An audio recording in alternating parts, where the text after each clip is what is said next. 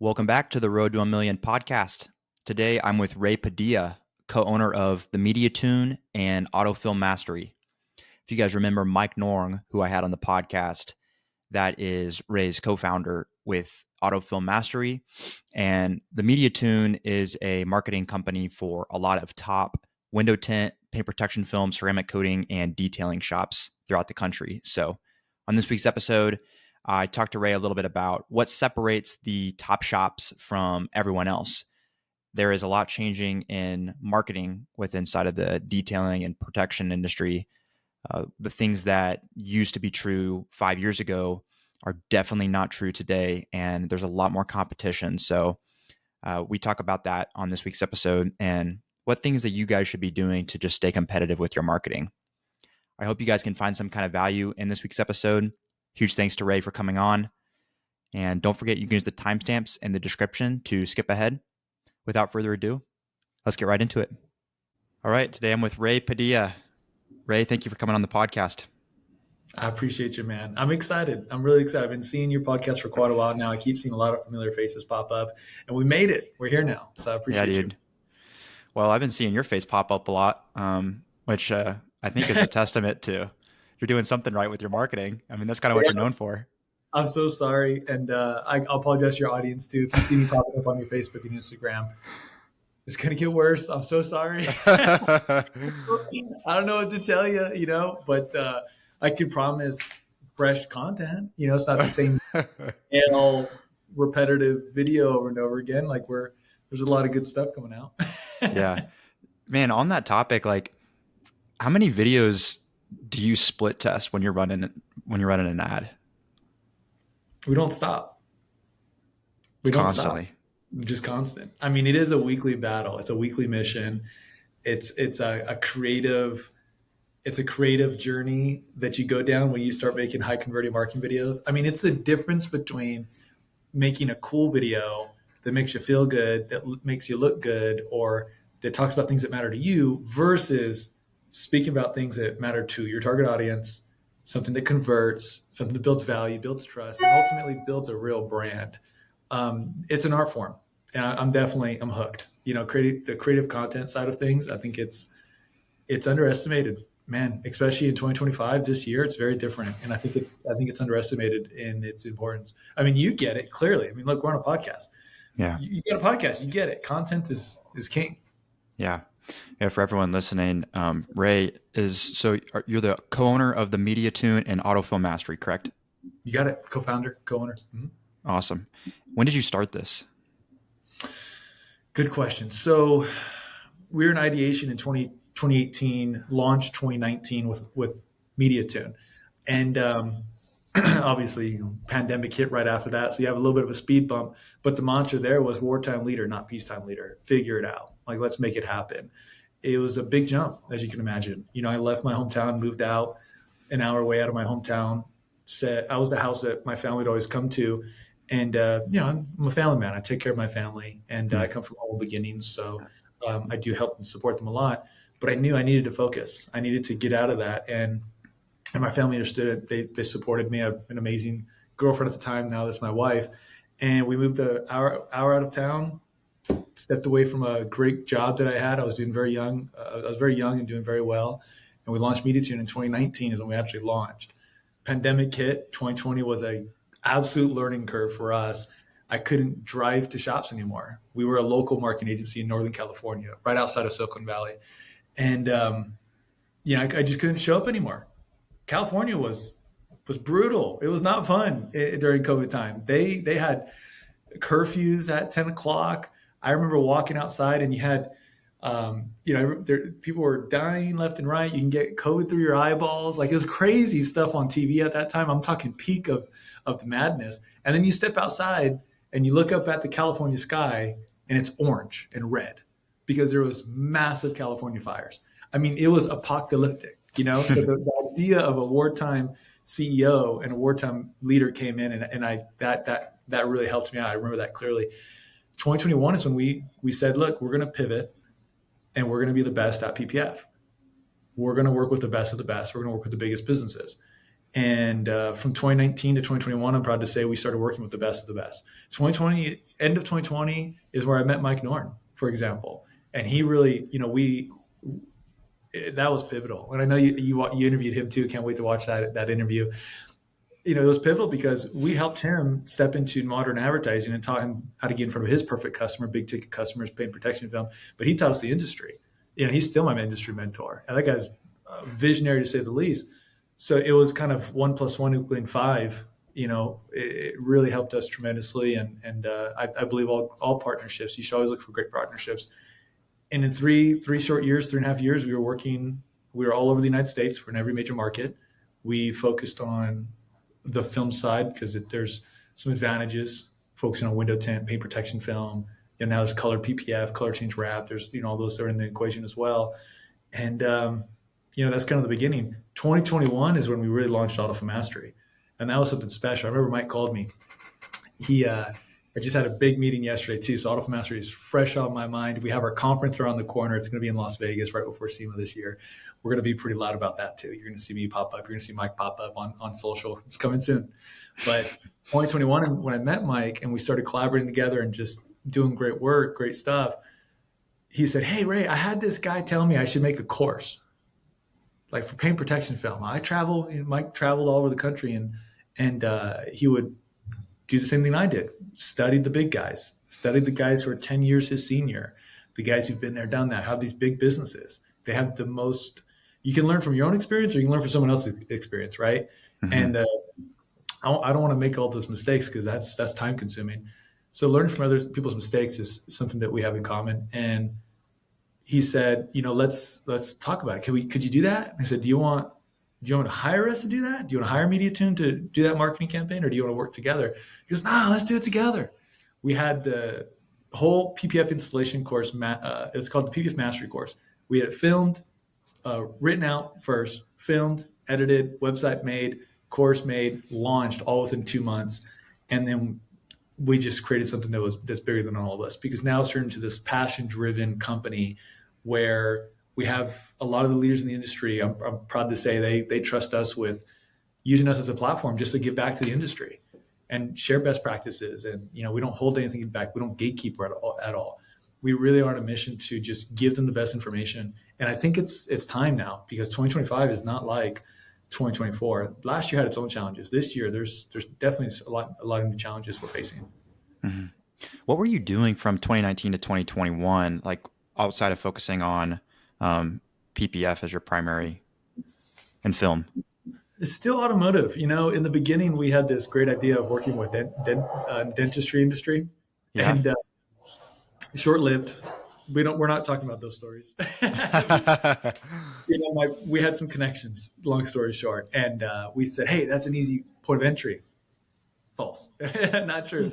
You have to know the business model, right? Mm-hmm. There's a difference between knowing how to advertise. Anybody can advertise, but knowing how to develop a marketing strategy that will move the needle, those are two completely different things. Mm-hmm. And that, when I think back now, that's what I think about. But there's a stint with restaurants. Restaurants don't have a big marketing budget, so you're very, very limited. And at that time, I had a Nissan GTR, and truth be told, I was sitting on my couch, and I just said, it'd be so cool to get free upgrades for my car. It'd be really cool to collaborate with the shop and get free stuff for the GTR. So I started DMing a bunch of shops. One of them, who's still one of our best partners to this day in Sacramento, California. Shout out to Elite Audio and Tint. It's been years. I mean, he was our first automotive shop. And thankfully, he said yes, or we might not even be automotive specific. Wow. We weren't even called Media Tune at that time, because we weren't really niche specific. But I'm an automotive guy, thanks to my grandfather. He taught me two things, and I've done two things in my life: home improvement, how to work with your hands, and then how to work with your hands on cars. And that's been my life. Home improvement, big background there, and then automotive as well. Showed up to his shop, and I still tell him, I said, man, if you didn't say yes to that DM, just random dude showing up, who knows? We could be, I don't know, working in beauty supply or something crazy. Yeah. Did it seem to click pretty early? Like, were you like, man, there's something missing here with like the automotive space, or just what was it? Oh yeah, oh yeah. I think it goes back to video really, and the importance of not just advertising, but building something that built a brand. And even today, people really don't understand how to build a brand nowadays. They don't understand the power and the tool that is content when it comes to marketing. And at that time, it was a car audio shop. So Elite Audio and Tint was primarily an audio shop, a car audio shop at that time. And there was just these common things that would pop up that I didn't even know. And I'm a car guy. Like I've worked on cars my whole life. You don't want me working on your car now, but at the same time, it's like, yeah, I didn't even understand this stuff. So how can you bring in more clients? How can you increase revenue if there's so much confusion there? If you're the one that can clear the fog, if you're the one that can make the complex simple, you're going to win that customer's business because you're building trust and you're educating them. So early on, we said, we really need to focus on video. And I remember early on in 2019, that's when we started having this thing pop up called ceramic coating. Mm-hmm. And it was still emerging. Consumers still didn't know what it was. It's liquid. It does what? Okay, so ceramic coating stops rock chips. Got it. And then you had some questionable manufacturers saying, look, it does all these crazy things. It was a huge debate, right? But it was this service that you could sell for $1,000, $2,000, and it takes that much time to install it. So it's really appetizing. But I said, yeah, I don't even know what ceramic coating is. My exercise is if you can't explain it and make the complex simple, you don't really know it well enough. Mm-hmm. So the challenge was let's make a marketing video, and our first ceramic coating marketing video was in Central California. It was where it was a city called Clovis, California. I went out there myself, hired a videographer, directed the marketing video, and that was our first educational video. It was so simple. It was, what is ceramic coating? He's right after that we launched that video, and this is 2019. This is early. People didn't have videographers on staff back then. People were not making in PPF installation videos every single day like they are now. I remember pulling teeth to get people to take their brand seriously and to make quality content, right? Nowadays, people, they have videographers on staff, but back then it wasn't common. We made a video called What is Ceramic Coating? That's what we named it. And it was just an educational video. It's not a sales video. It's an education video. And he started generating 3 to 5 ceramic coating leads a day, every day, from the very first moment we launched that campaign. It was a Facebook advertisement campaign. And since it was so new and it was still really, it wasn't that competitive as it is now, it crushed it. It crushed it for him. Wow. So you knew you had something there. Yeah, big time. Yeah. Big It's ticket, high margin services. That's what you want to know how to advertise. Big ticket, high margin services. Man, it's crazy. Like that was 5 years ago and no one was doing it. And like now you look at it and like everyone is trying to do it. A lot of people don't do it very well, right? I'm sure that's the difference. Yeah, that's very true. It's me marketing or cool car advertising, that kind of Yeah. stuff. Um, it's changed so drastically over the years. It really has. So I guess we could kind of fast forward a little bit to present day. And I know that you've Sure. mentioned a few times now, like 2025 or yeah, 2025 is not 2024. Like things have changed even in the last year, let alone the last like 3, 4, 5 years. So, I feel like compared to Google ads, Facebook and Instagram ads, they are just a little bit more challenging. Like there's more variables.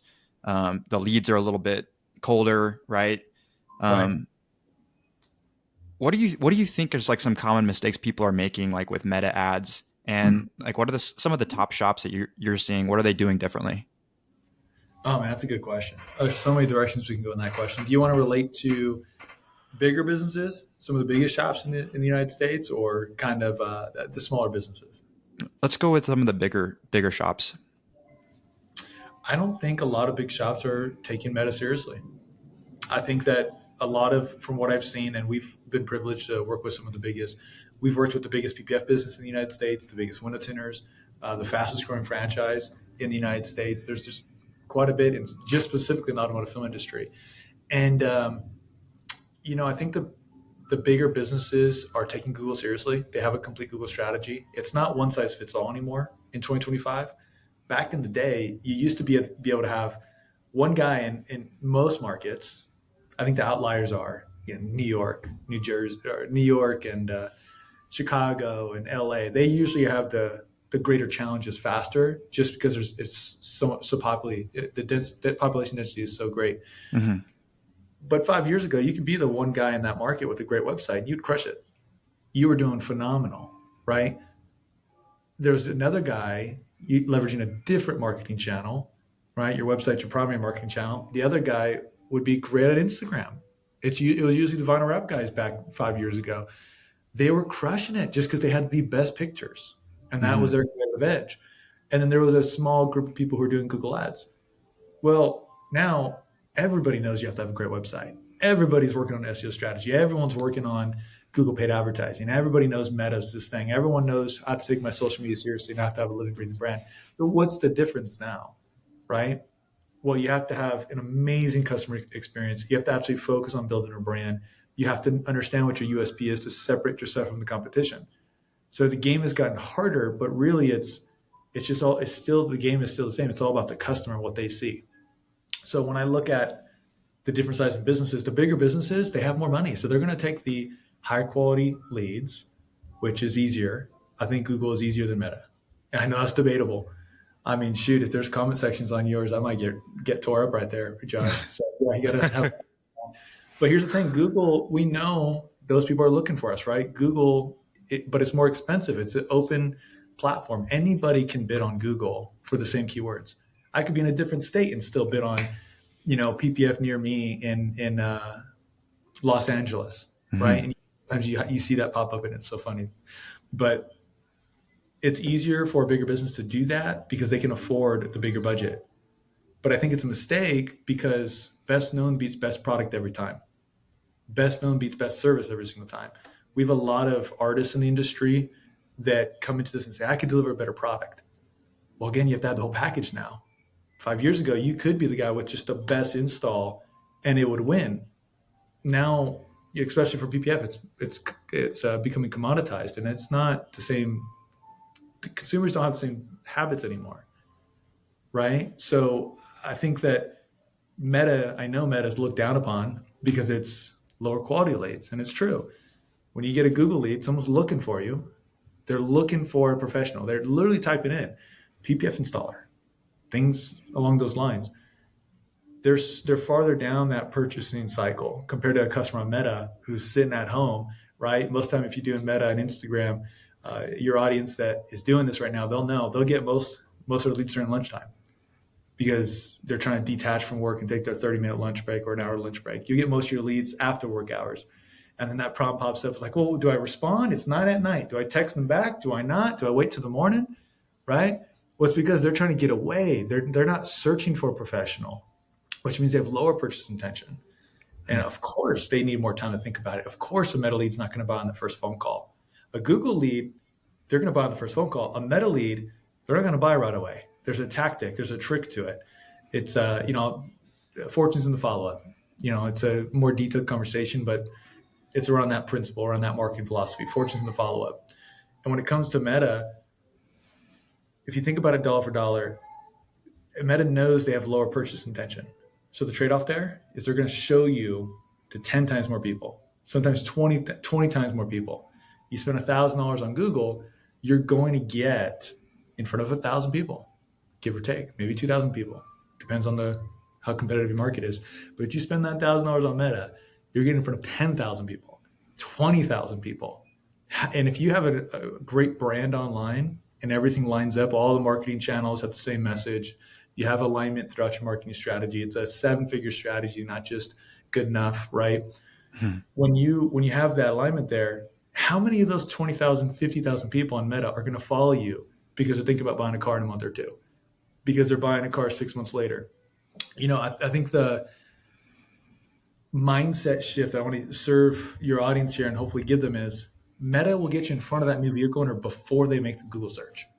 And that's powerful.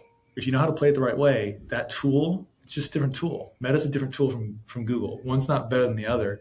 They're just they're just utilized in different ways. Mm-hmm.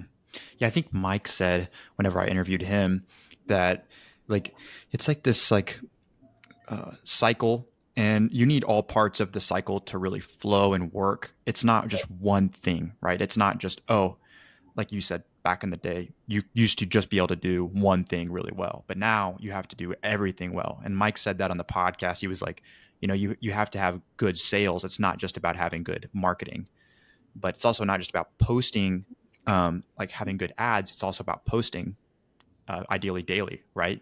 And just trying to, you know, do everything well instead of doing like one or two things mediocre, if that makes sense. It does. It definitely does. It's that whole customer experience. It's all the way from A to Z. The moment they see the first glimpse of your business, whether it's your website, your marketing activity, all the way to where you hand them back their keys and say, "Thank you so much. I hope we earned your 5 stars today." Yeah. You know what's interesting is like, so we've got some Facebook ads running right now, and you mentioned that Facebook is really optimized for showing like your content, your ads to as many people as possible, and as many people as will engage with it as possible. So like one of these, we were like split testing like 5 videos right now, and like one of these videos was getting like all the engagement. Um, and I had a feeling that like that video, it was like, let's take a tour of our $40,000 detail shop, right? And we kind of walk people through it. It's like a 2-minute video, and it was getting tons of engagement, tons of likes. It was easy for people to like, especially in our local town. But all the leads that were coming from that ad, um, they just weren't very, compared to the other ads, they weren't as good leads. And so Facebook was allocating all my money for my campaign to that one ad. But the cost of per lead, I noticed, was starting to go up and up and up. And so what we did was we shut that off, that one ad. And because I was looking at the cost per lead on the other, 5 videos, and they were all still relatively, $15 to $20 per lead. This was a ceramic coating ad. And so I shut that off. And then sure enough, like the lead started to improve a little bit and the cost per lead came down again. So, I feel like you almost have to correct Facebook where it's like it wants to push you to just show it to as many people as are going to interact with it. But, sometimes it's like the quality of video, the kind of video is actually, even though it might not get as much interactions, it's getting higher quality leads. I don't know if you can speak to that at all, or if you've seen that similar thing happen. I mean, if people see you more often, they're going to trust you more. And that's the thing that separates Meta, right? You can build a business, you can build a brand. It's really, you can't really do that on Google. Let me ask you, when was the last time you used Google to find a business? Yesterday. What was the name of the business? Oh, um, I don't remember, but I just remember that it was yesterday. I could probably look and see. Not you, it's Google. It's transactional, right? It's not Yeah. build a brand on Google. I've done that, I don't know how many times, and no one can remember the name of the business. That's the answer. So that was a good answer. I was correct in saying that. You're correct. It's the Okay. only way that you can really build a brand on Google. The one argument that I would give is, well, whoever has the most 5 stars, it's easy to go back to that person who has the most 5 stars. But do you really know a brand if you can't even remember the name, right? If you can't type in their name on Google, there is a way you can build a brand on Google. But my argument is, Meta, you can build a bigger brand 10 times faster because it allows you to have repetition. There's this thing called retargeting, where if somebody sees you once with your Meta campaign, your Facebook, Instagram ad, you can guarantee that they're going to see you a second time and a third time and a fourth time. On your website, for example, the way I explain retargeting there is, imagine every single person coming to your website, leaving a digital footprint behind. If that's what retargeting is, there's a code you put on the back of your website. They leave a little footprint behind so that you can do this. You can launch a campaign that retargets everybody that stops on your website. So next time they go on Facebook, next time they go on Instagram, you pop up right away. I mean, that's retargeting warm traffic. That's how you take. That's a great trick on how you can take warm attention, warm audience that discovered you, been to your website first, and follow up with them. Mm-hmm. Meta, you can build a brand if you know how to build a long enough funnel. Content. We talked about how much content do we put out. Oh man, you can't stop. That's the game with Meta, and most people are not willing to do that. I can tell you the businesses that are spoiled with Google leads, because Google leads, it's great. You get them on a phone call, you close them. First deal, first call. But if you're a younger shop, if you're a guy with the day one mentality, you're in your first year, first day of entrepreneurship, I would double down. I would 10x what's going on Meta, because the big guy around the corner, he's not going to do that. He's not going to do that. He's not going to do the extra work that it takes, and it's a big weakness. The small guy, you take Meta seriously. You keep feeding content. You use your videos as an art form. You constantly figure out what piece of creative is working the best, and you keep feeding the beast. You keep feeding that campaign. You make it a bigger campaign every week, every month, at least Yeah. every month. Give it some more content. Well, what happens is you have so much exposure. As long as you don't mess up targeting, you mess up targeting, then all this is pointless. But it's on the side burner there. But if you do that the right way, you're going to be more well known by the end of your first year compared to that guy who's been in business for 10 years. Just because you've showed up more, just because you were consistent and you took video seriously, you learned how to build a brand. People want to know who you are. They want to have, if you can humanize your brand, it really separates you from everywhere else. Because again, Google is just transactional. Yeah. Another thing that's interesting about Meta, I think that maybe we have to be a little careful too. And I'd be curious to know your thoughts on this, at least in our industry as detailing, is Meta might feed your videos to a lot of other detailers. And that's not to say that you're not having customers watch those videos and maybe find value from them. But I think that it's easy to create content that might be getting a lot of likes, engagement from fellow detailers, but maybe isn't super. And maybe that's your goal, right? Like maybe you're trying to target other detailers. But if your goal is to grow your local shop and to relate to your local clientele, I think that sometimes it can be tricky on Meta. Like I feel like I see a lot of detailers that are creating content more for other detailers than for their customers, right? So I guess one of the questions that I have for you is, do you see that same thing? And like, what do you think, what kind of content do you think you should create whenever you're 10Xing and doubling down on your Meta? It's a great question. And man, do I see my competition. I think that there's a new marketing agency popping up every week. I think it's worse, right? Because mine is nationwide; it's not localized. So, man, my feed is just full of people standing in front of a cool car saying, "I could take your ads to the next level," and that's great. They're taking video seriously, right? Um, Targeting is something that you really have to crack the code on. It's really two sides of the equation. You have to make sure you have a great video that builds value, that builds a brand. The best way to make sure you have a high converting marketing video is to listen to your customers, listen to their feedback, learn the data and how to read Meta's analytics, right? Your customers are going to give you the best insights on what matters to them. It's just about listening to them more and taking note. We get bored from advertising before our customers ever do, before our market ever does. So we think those repetitive comments or repetitive questions that they ask us in the sales process, ask your sales team, they'll know. We think that is not, it's old and it's tired. But if it's still producing and the data on your Meta campaign tells you otherwise, and you're constantly getting predictable lead flow and consistent lead flow, listen to the data. You're just tired of your own marketing at that point. So that's half the battle. The right creative, the right message to separate yourself from the competition, to clarify your brand, right? Your USP, what separates you. That's all the things to think about. And then you take that great video and you put it in front of the right target audience. That's the recipe. It's easier said than done. Mm-hmm. Yeah. Yeah. Constantly putting yourself into like the client's shoes, right? And listening, like, what is it that people are asking me? What is it that people are confused about? Mhm. Um, Especially with these higher ticket services like PPF and ceramic coatings and even window film to some extent, right? It's like maybe like ceramic window film. Like there's a little bit more nuance there, but like all these things that I think that there is some confusion on, even to this day. You saw it 5 years ago, and even to this day, there's still that confusion. It's crazy. There's maybe less confusion about some things, but And they might never get it. It might never go away. yeah, but that's What's that? opportunity, right? Oh, big time. I mean, they're not the professional. Cut our customers, your customers, they're not the professional. That's why they're coming to you. That's why they're coming to us, right? The goal is to just use your experience to save them time and save them money.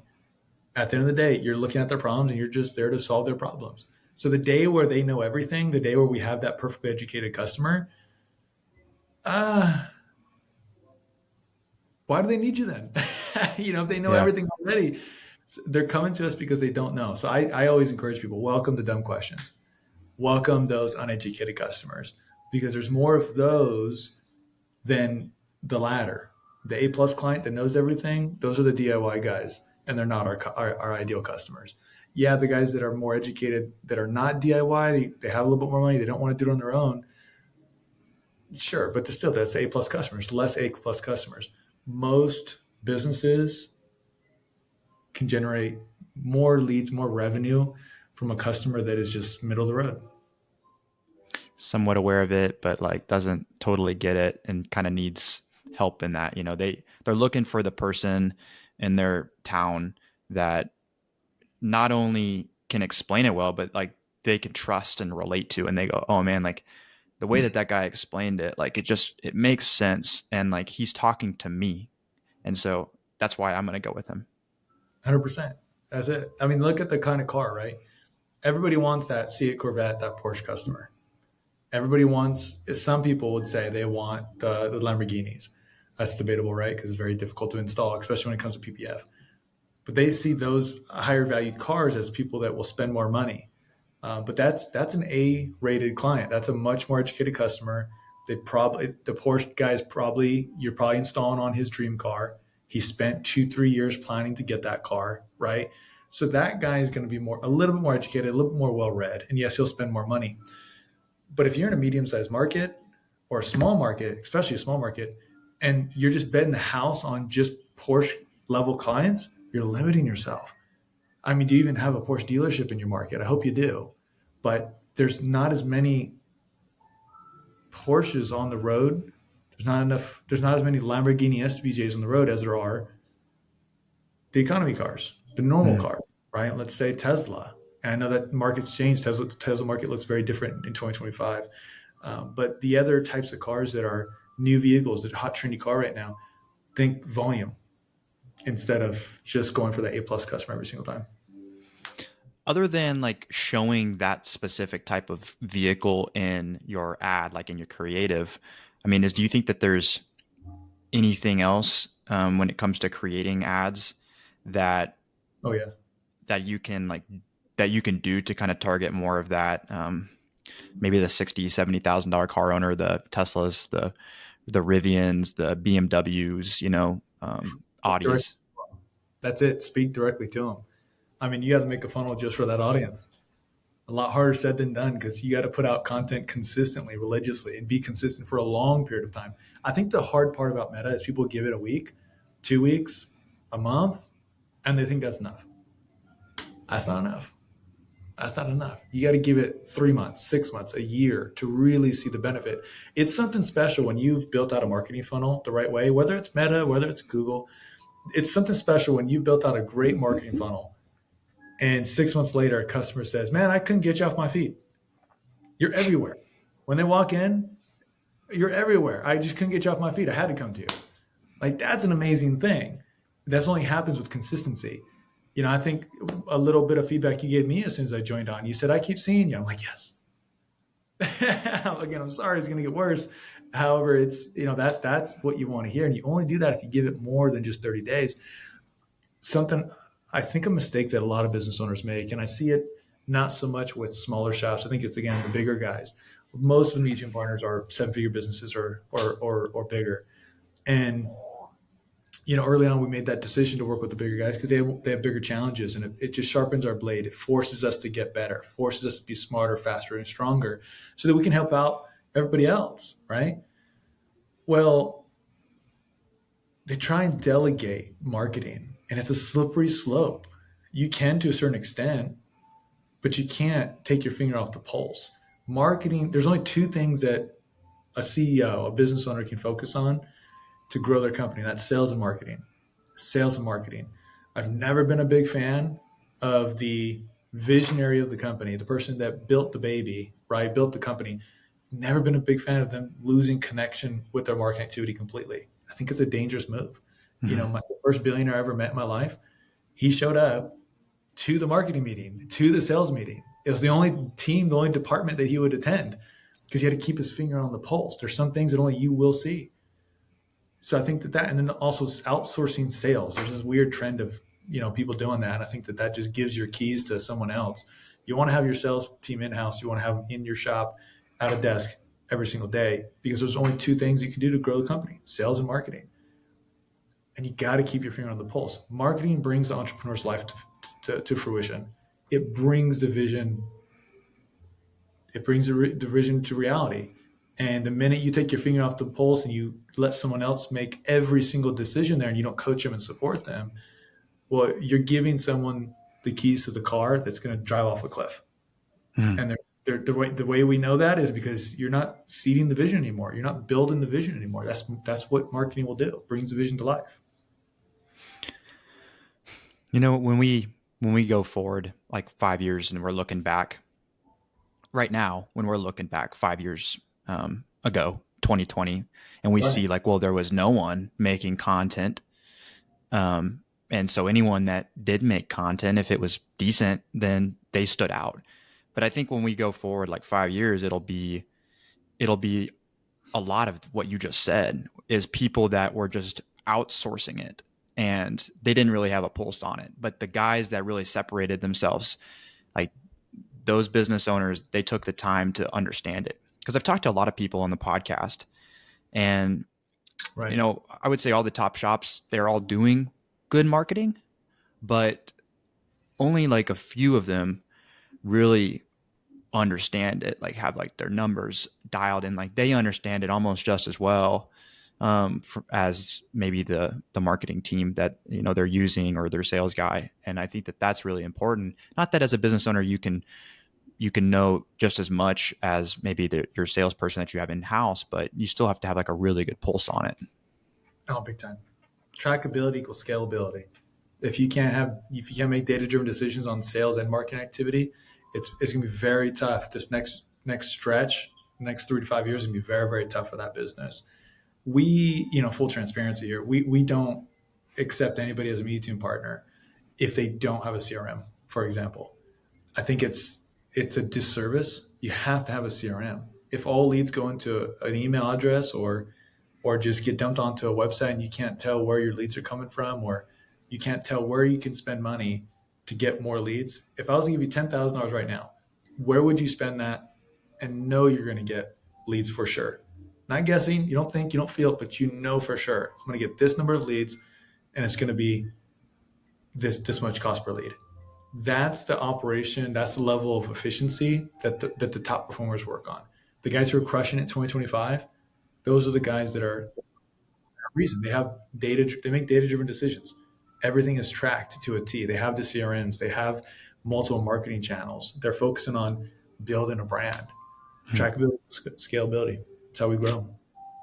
Who are you seeing as like the top CRMs that your top shops are using? What CRMs are those? I think this industry just keeps getting better and better from a CRM standpoint. Love TintWiz. They've been a great partner, great sponsor of us with Autofill Mastery. They were our diamond sponsor for many years with Autofill Mastery. And I think that they just keep getting better. I think Your Able is awesome too. Your Able is fantastic. They're continuously getting better and better and better. I think that there's a right fit for everybody from that aspect. I think that it's about what works well for you, Mm-hmm. and it's about just committing to making it happen. CRMs are painful. It's so painful to set up late in the game. If you're a $3 to $5 million business, man, it's like pulling teeth. It's like nails on a chalkboard. So you might as well get the CRM, whether it's TintWiz, whether it's Your Able, whatever. Just commit to something, and they'll tell you the same thing. They'll tell you the same thing. Just commit to something. It's worse not to have anything. Immediately increases the valuation of your business just by having a contact list. So when you have a CRM, all your customers' emails, phone numbers, their transaction history, if you set up invoicing, everything is inside one location. You increase the value of your business just by having one. And then, of course, your marketer is going to love you. If your marketer doesn't set up your CRM or talk to you about a CRM or advise you to do that, that's a big red flag for me. Mm-hmm. What do you think separates you guys at the Media Tune from like all the other marketing agencies? Well, I don't know if there's anything that really I can isolate. I like to I like to really play nice and make sure that everybody out there knows that everyone has their strengths and weaknesses, and I can just talk to our strengths. Our strengths. We're now deep into a full stack digital company, especially for this industry.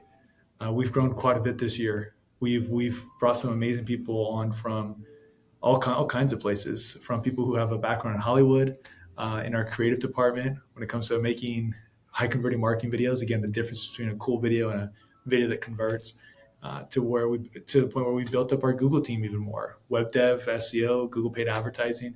We have some awesome people. Actually, we were looking to count how many years, or how many decades of experience we have in Google now. We have people that were trained by Google on our staff. We have people with doctorates on our staff now. We're really proud about, really excited about. So right now we're just really looking for that. And actually, we're actually hiring for account managers. So if Mm-hmm. anybody in the industry knows, I don't know, I don't know if that's even a thing, but we're looking for people that can help us train and teach our partners and make sure they're successful in marketing too. So we're on a hiring spree right now. How many people do you have on your team at the Media Tune? Oh, I would have to go back and check because it's ranges between offshore and onshore teams. Sure. Mhm. I feel like just from seeing your ads, like I just feel like not just being seen more, but just also like the way that you speak, and you definitely carry some kind of humility that I don't think I see with a lot of other um, marketing agencies. And so, Oh, for sure. maybe that's just a little bit of who I am as a person too. And so, you kind of relate more to that, and it resonates more with you. But it definitely, what you're putting out, I think definitely um, stands out above what else I'm seeing. I mean, we really are just on a mission to make sure that we are a great partner to our partners. And I had a great meeting today. I was telling you a little bit about it beforehand, Mm-hmm. and it was just a full staff management leadership level meeting, and it was all about just ensuring that we understand the business model and that we are a great partner to our partners and that we're not putting people on autopilot, that we're actually in this to win it. We're playing to win, and that we're not just coasting by. Like, is every department truly being proactive in our communication and proactive in our suggestions, and are we constantly sharpening our blade? The thing about marketing is it's a really tough job. It really is. Unless you've just done that task of marketing for a really, really long time, it's hard to truly value. And I know as entrepreneurs, everybody is in some way inside marketing, but there's no perfect marketing strategy. It's just a moment. There's things that are outside of our control as entrepreneurs: seasonality, competitors. What happens when that guy down the street drops $10,000 on a Google campaign? You're gonna see that in your data as long as you have your finger on the pulse and you're paying attention to it, or your marketer's doing it with you. You have to change that. So competitors, market shifts. The tariffs were a big conversation this year, right? Or seasonality comes into that place. But also at every moment, there's somebody that is looking to outrank you, out strategize you, take your position, take your spot. There's always someone out there that's trying to turn the tides in their favor. I mean, there's someone right now looking at one of our marketing campaigns saying, I could do better. That's a tough job. You gotta stay It's, sharp. it's the best thing about America, and it's also the worst thing about it if you're us, right? It's like you want to dominate everything, but like someone's always pushing you. They're always keeping you on your toes, and like it's Always. uh it's good though. Like um that's what keeps things like people from just getting complacent, and always, it's just like with any company, like ever. Like I think that I saw where like since like maybe it was like early 1900s, that there's like 3% of the S&P 500 companies that are like left today that haven't been bought out or have gone bankrupt. It's like Ooh, 3%, in the last 100 years. those are some And great. so, Those are some great exits. yeah, um, Josh, let me ask you, how long have you been in the industry again? about 5 years or so. About 5 years or so. How long have you Yeah. been running your ads? How long have, say that again? How long have you been running ads or focusing on your advertising from day Well, one? We started with Facebook ads. Nice. Like that's kind of how we got most of our first customers. Now our prices were a lot cheaper back then. I was doing details for 50, $60, right? So it's not very hard to get leads whenever you're spending that much or charging that much rather. But then we kind of stopped, and we shifted solely to Google. And then in the last like year, then we kind of have realized like, okay, what are we going to do to continue to grow? And I think that that has been, meta. I mean, everything you've been saying, I think that it's a journey. It's not something you can just do for a month or 2 months. Like this is a commitment you have to make to do this forever. I mean, we're in a digital era. We're in a digital era. There's a conversation out there that is saying in the near future, a chief marketing officer skill set might be a better skill set than a CEO skill set. They're leaning more towards that type of a skill set nowadays because we're in a digital era. And again, I'm a deep believer in keeping your finger on the pulse and focusing on things that matter and things that really can pivot and help your company grow. I mean, can you imagine if you're going through a tough time right now and you didn't have any idea what was going on in marketing or what was going on in your sales team? Same thing with the sales team, right? You got to know their close rate, know how many people they're talking to, know the outcome of what happened, know if they talk to 10 and get one closed, or do Mm-hmm. they talk to 10 and get three closed? Got to know that as you start scaling and growing. The bigger the company, the bigger the problems, and the more important that the data driven decisions become. And I mean, can you imagine losing touch with your sales team or losing touch with your marketing team, and then the tidal wave hits your company, and then a market shifts? Like, how do you respond during those times? That I mean, it's pivotal. It really is. Mm-hmm. One of the things that I wanted to ask you about as a small shop and to all the other small shops out there, one of the things that is like hardest for small business owners, I'm sure you felt this, I'm sure you see this with some of your partners, is like you have to be the guy that wears all hats. So Yeah, you have to be the marketer, but you also have to be the sales guy, and you also have to be the detailer, the one doing the job at first, usually, right? true. Everything. And Every man, that's tough. And then you have to know like, okay, well, what am I going to hire first for? And sometimes you make a mistake. Sometimes you come totally outsource this, and maybe you shouldn't have. Whether it's you outsource your marketing, it's like maybe should have kept that in house. Is that really profitable? I mean, obviously, it's a pretty easy hire. Your first hire, I think, to hire someone to actually help you with the physical labor, right? To help you focus a little bit more on the business, free up some of that time. Right now, we're kind of in the process of thinking about a salesperson, right? Hiring someone to do just sales. And it's kind of like, okay, at what point? I asked Mike Noring that, and he said like probably around the $750,000 mark. You definitely need someone just doing sales. yeah, it is. That's a good answer there. There's administrative stuff. It's the first thing to get rid of. Get it off your plate. The entrepreneur is often the best. The founder, always the best salesperson. And that's typically one of the last things you let go of because it is I mean, you're the revenue generator, and even then you don't let go of it right away, right? You work side by side that new salesperson, and you shadow them, you clone them, you spend all that time with them, you nurture them, and then you slowly can start buying back your time. What an exciting hire. What an exciting hire, though. The day that they close their first $2,000 job for you and you weren't even involved, I mean, it's something special. It's like, like you end up going and you got to take that guy to get dinner. Take him to get, you know, the first day they do a $5,000 job. You want to do a backflip, $10,000 job. You want to do a backflip. So it's a really exciting time, but you got to do tactical. And I think Mike gave a great answer. Mm-hmm. Yeah, one of the things I saw him post just this week, um, you might have seen it too, but he mentioned that, and I think this goes back to like what's changed in 2025, and this is like a um, very useful answer that everyone could kind of take and run with today.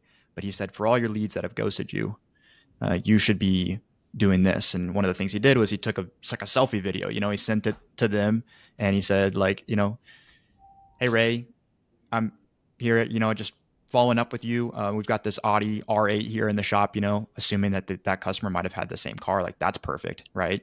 They're kind of run them through like whatever the customer's getting, show them the shop, show them some of the process. Um, like was a very practical thing that he shared there that I think maybe some of the top shops are doing. Are you seeing similar stuff to that? Fortunes in the follow up, brother. You got to Mm-hmm. match. Again, talking about this theme of 5 years ago, that wasn't a thing 5 years ago. I remember talking about follow up process and what is that? Got to have a written documented follow up process, especially if you have multiple salespeople. Most people, most people leave at least 20, 30% of the revenue on the table just because they don't give someone a second, third, fourth, fifth call. The best of the best will do that, especially going into the slower times. If you're slow, get in your CRM. Hopefully, you got a CRM. Go through all of your customers and just check in. There's a lot of different ways you can do follow up tactics. Mm-hmm. Yeah.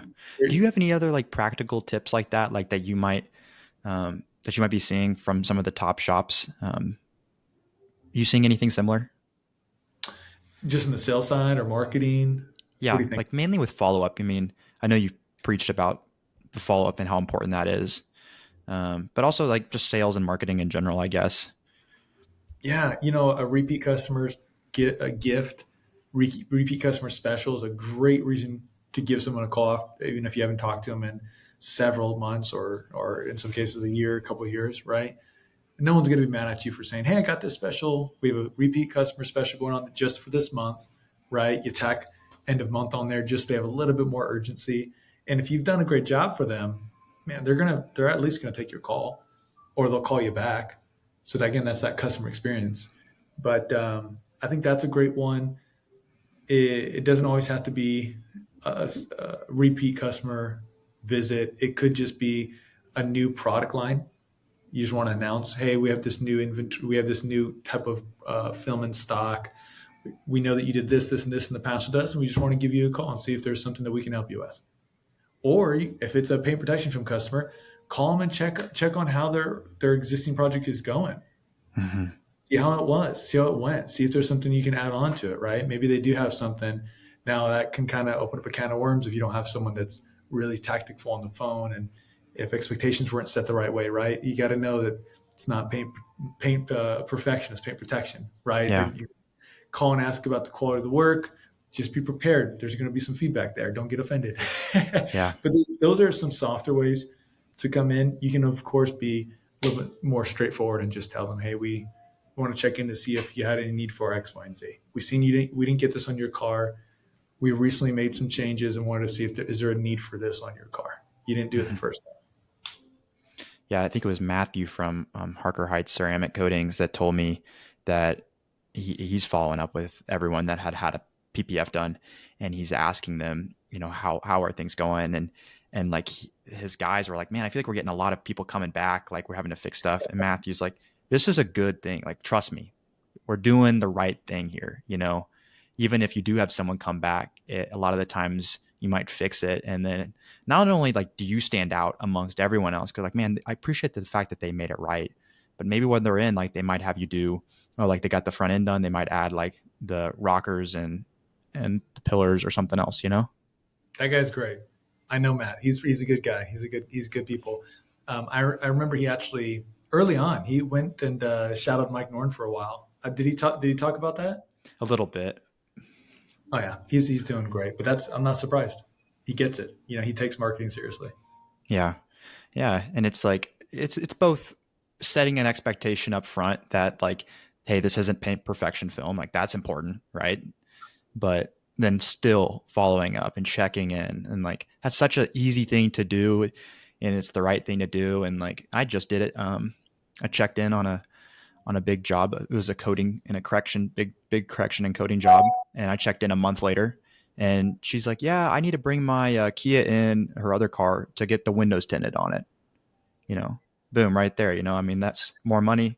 And like the cost per, she was from one of our ads, right? And so like, but every dollar now, that whether it's a repeat business or a referral from her, that's like free money. I'm not spending any more money on that. I mean, you're talking about hiring a new sales guy, right? That could be one of his first 1 or 2 months activity right there.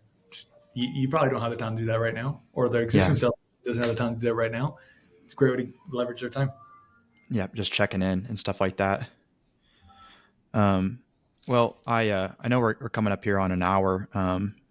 So I want to be respectful of your time, but um, Hey, I appreciate you for again inviting me on. I've been seeing your content, and I think you're just getting started, man. well, I thank love you. I love it. There's a lot of great stuff that's going on. You're meeting with the right people, and again, I appreciate you letting me join on here. Yeah, this was great. Do you have any closing tips, advice, anything that was kind of on your mind that we didn't get to talk about for small shops, kind of specifically more like me? Just stay hungry, stay hungry. Keep the day one mentality. Keep the day one mentality. Go. It's not always just about putting more hours in, but it's about working on yourself and making sure that you're staying a student. You don't get too big headed. You stay confident because sometimes it sneaks up on you. And I'm just talking to everybody in general. I think that on all levels, really, not even just a small shop, you got to have that day one mentality, that day one hunger. If you're in a growth season, you got to grow, got to get after it. And sometimes that means having a stop doing list. You can't do certain things on Monday through Friday. Sometimes you do have to get back into those 10, 12-hour work days, 14-hour work days for a season. You don't stay there, but you stay there. It's a season. And if you decide, hey, I'm going to grow this year, it's a profit year versus a growth year. If you're saying, I'm going to take revenue to new heights, get back into that day one mentality, work the extra hours, make that extra phone call, create that extra video, be a little bit extra, be more patient when it comes to X, Y, and Z. It is around the corner. Most of the time, you're going to get challenged before great things come to you, Mhm. and that's that optimism is what I would say is the main thing. Be optimistic and just get after it. I think the patience thing's huge, like for anyone that's doing sales, because I think that, like, just speaking a little bit to it myself, it's like we have a tendency to want to push for the sale today, but sometimes you can almost kind of scare a customer away, whenever maybe they would be interested very soon here, but you just got to be a little bit more patient. Push it too hard, these things come out. Yep. They sense it. They sense Yep. it.